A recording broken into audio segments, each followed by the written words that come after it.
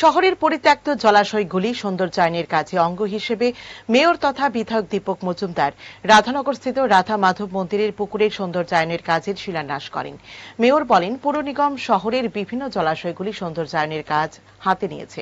ইতিমধ্যে কয়েকটির কাজও সম্পন্ন হয়েছে। তিনি বলেন, পৌর নিগম শুধুমাত্র শহরের সৌন্দর্যায়নই নয়, জল সরবরাহ, নিষ্কাশন, স্যানিটেশন, রাস্তার আলো এবং কঠিন বর্জ্য ব্যবস্থাপনার মতো বিভিন্ন নাগরিক পরিষেবার উন্নয়নের দিকেও নজর দিচ্ছে। অনুষ্ঠানে অন্যান্যদের মধ্যে উপস্থিত ছিলেন কর্পোরেটর প্রদীপ চন্দ্র প্রমুখ। আমাদের আগরতলা পৌর নিগমের দায়িত্ব নেওয়ার পর আমি এটা আগে বলবো, আমাদের রাজ্যে 2018 সালে বিজেপি সরকার আসার পর সারা রাজ্যের উন্নয়নের সঙ্গে আগরতলা শহরের উন্নয়নের কাজ হাত দেওয়া হয়েছে এবং আমরা লক্ষ্য করেছিলাম যে আগরতলা শহরে দীর্ঘদিন শহরে বিভিন্ন ওয়ার্ডে অনেকগুলি জলাশয় পরিত্যক্ত ছিল, সংস্কারের অভাবে ছিল, সেখানে জল দূষিত হচ্ছিল, পরিবেশ দূষণ হচ্ছিল এবং নেশার একটা আবর্জনা ফেলার জায়গা তৈরি হয়েছে।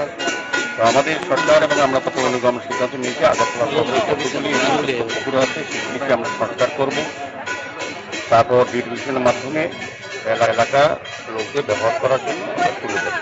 তারই অঙ্গ হিসেবে আগরতলা শহরে বিভিন্ন ওয়ার্ডে আমরা অলরেডি কাজ শুরু করেছি। আজকে এই এলাকার লোকে রাধাবন্ধ মন্দির সংলগ্ন যে পুকুরটি পরিত্যক্ত ছিল, এই এলাকার লোকের দীর্ঘদিনের এটা সমস্যা, চাহিদা বা দাবিও ছিল।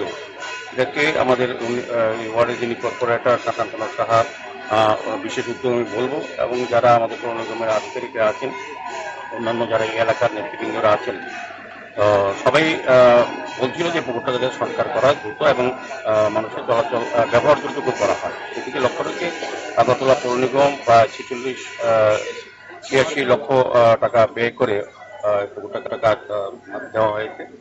আগামী দিনে যাতে পুকুরটা এই এলাকা শহরবাসী তাদের প্রয়োজনে ব্যবহার করতে পারে, এলাকা যাতে সৌন্দর্য